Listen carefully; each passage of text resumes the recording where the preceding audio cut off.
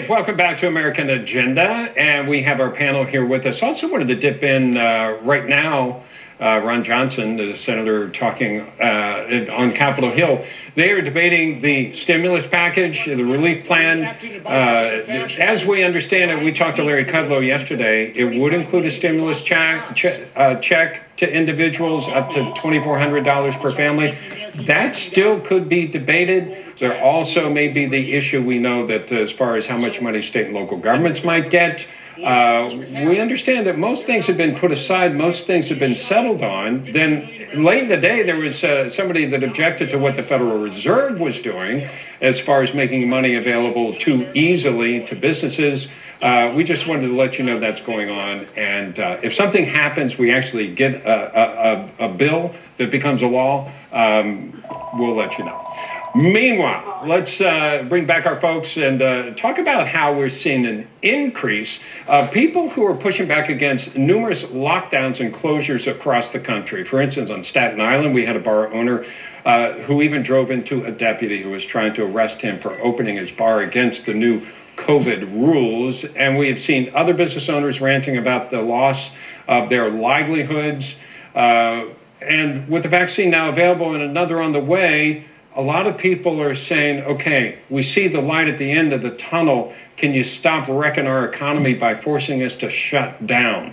And this is very much a frustration, Heather, that you and I talk to people every day here about that. Yeah, I mean, in California specifically, they're under what we would call an extreme lockdown, also a mask mandate. But California today, these are the numbers I was looking for earlier, 52,000 new cases of COVID with their extreme lockdown underway. So that, begs the question, do they work or do they not work? Yeah, I mean, Christina, that's the problem. Is everybody understood back in March that we didn't know much about this thing. We didn't know how deadly, we didn't know how to do, so we essentially shut down the economy. But now we're so far into this, it seems like certain people are getting hit and losing their businesses while others are succeeding, like the big box stores are going on about their merry little business, and small restaurant owners, that sort of thing, they're getting hammered, and a lot of people are getting fed up.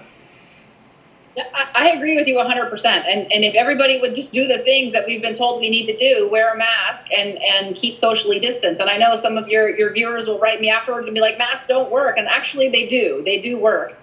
It's a little disingenuous to talk about California with the 54,000 cases today and say, well, now they have the lockdown. Obviously, it's been 3 or 4 weeks in the making to get to this number today with the hospitalizations, because as we know, there's a ramp up time with the illness. So this is probably more of the surge following Thanksgiving than it is anything that's reactions from today. The lockdowns, I disagree with. I'm with you. I think it's hypocritical when these folks say they're going to lock something down and then they go out to lunch, and that's not fair. I'm with you 100%. I want our economy open because it may surprise you. As a Democrat, I am also a capitalist, and I want to see our economy work and the market work and all of those things. And I'm a small business owner as well. I agree. I'm with you.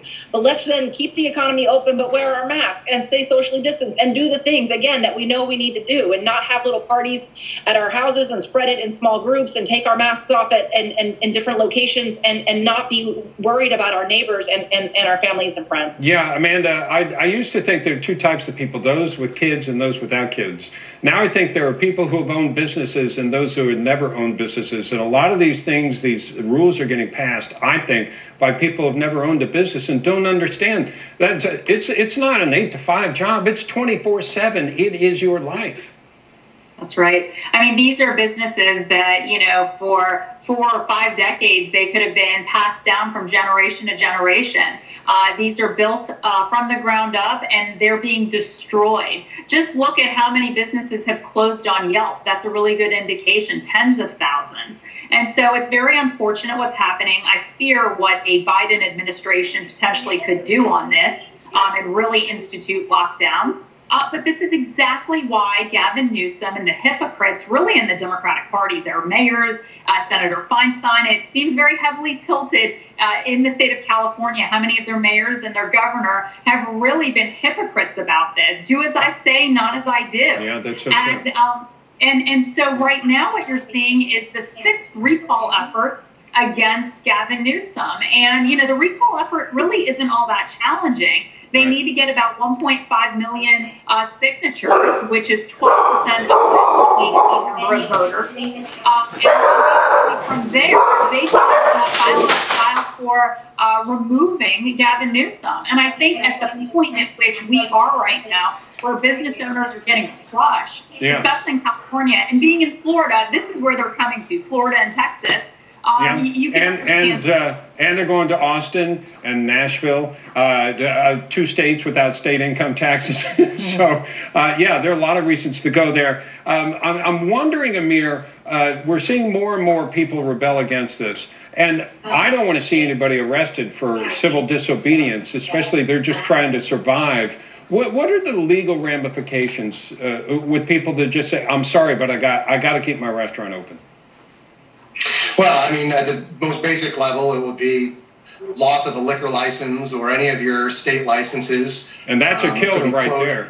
That's a killer. It's a killer. And, you know, this is what's so frustrating to so many people is that statistically speaking, we shouldn't be talking about the number of cases of COVID. We should be talking about, well, what's the rate of ICU hospitalizations? Right. Are they at capacity? Are they not at capacity? How many people are on ventilators? How many people aren't? And we're not seeing anywhere near the amount that we were seeing back in April. And we see a rate of transmission, they say, in restaurants that's beneath 1%, yet they're shutting them down. And that's what's frustrating people. And then you rub salt in the wounds with people like Gavin Newsom, people like Nancy Pelosi, media like Chris Cuomo, who say, you know, these are the rules for you, but not for us. It's frustrating. And then we see the elite class, the political class, God forbid their Christmas recess, the federal government workers, that there should be a government shutdown. We can't shut down government, right? But government can shut down small business, no problem. They have no problem with doing that. Yeah. That galls me, and it galls a lot of Americans. Yeah, I think you're right. And even Christina, reflects that this goes across both sides of the aisle. There are a lot of people that feel that this has gone too far, and a lot of people penalized. We're going to take a break here, come back with more of American Agenda. Among the things that we want to talk about is there's a suggestion that on birth certificates they no longer put your sex. Really? We'll be back with more.